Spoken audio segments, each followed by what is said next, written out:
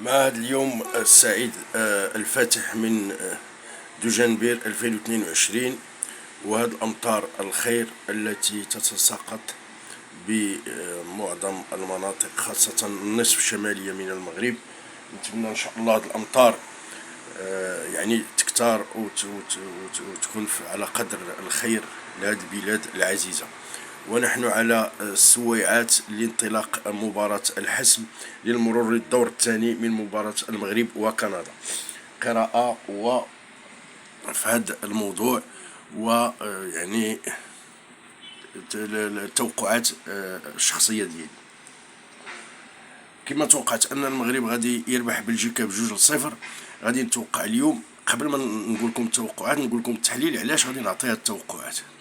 أولا هولندا ما عندها مشكل مقصية يعني، وغادي تلعب بواحد اللاعب شيئا ما غادي يكون مفتوح، يعني غادي تحاول تهدد المرمى ديال المغرب وغادي تحاول تضغط وتهجم، وهادشي كله عنده علاقات مشابكه بواحد العدد ديال المسائل. ان المدرب ديال هولندا صرح انه خصو يدي شي فوز، ما يمشيش يعني بصفر نقطه او بنقطه.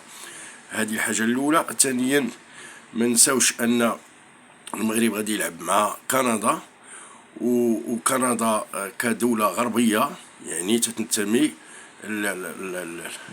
البلاصة اللي او العالم الغربي اللي غادي من هنا لقدام اخواني غادي نبقى نسميه العالم المثلي. ما غاديش نسميه العالم الغربي ولا العالم الاوروبي ولا الدول الاوروبيه ولا الدول الغربيه، لكن الدول المثليه.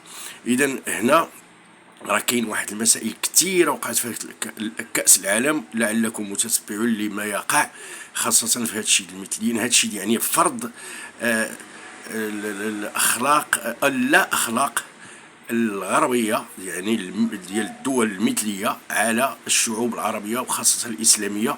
وجاو واحد العدد ديال الصحفيين، واحد العدد المشجعين جاو يعني بتراكمات يعني اجتماعيه سيئه للغايه، وجاو باش يفرضوها على الدول الاسلاميه وباش يلطخوا هذا المجتمع المسلم اللي يحرم اللواط. المهم ان المقابله غادي تكون بحيث هذا الشيء غادي يجعل يعني الهجوم، كندا غادي تحاول تهجم، واللي غادي يجعل ان المقابله غادي تكون مفتوحه شيئا ما.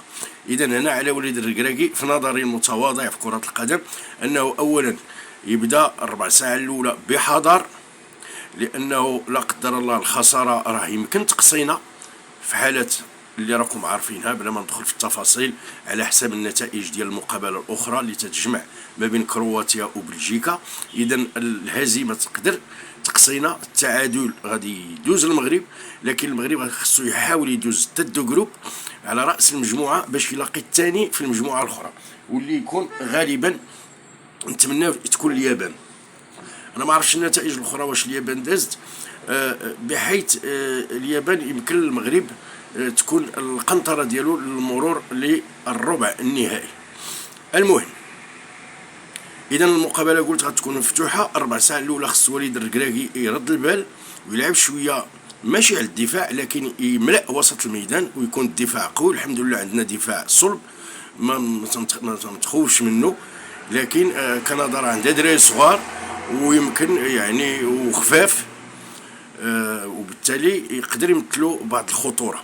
من بعد الربع ساعه الاولى واجب على وليد الركراكي ما يدخلش بالعقليه ديال الدفاع من اجل التعادل.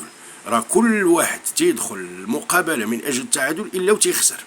خص ندخلوا من اجل الربح باش في اسوأ الاحوال نتعادلوا، ولكن المقابله تكون محلوله. احنا عندنا الحمد لله الا كان حكيمي ومزراوي يعني وزياش وخاصه هادو زيد عليهم بوفال الا كانوا في نهارهم، راه غادي تكون نتيجه اكثر من اصابتين لصالح المغرب.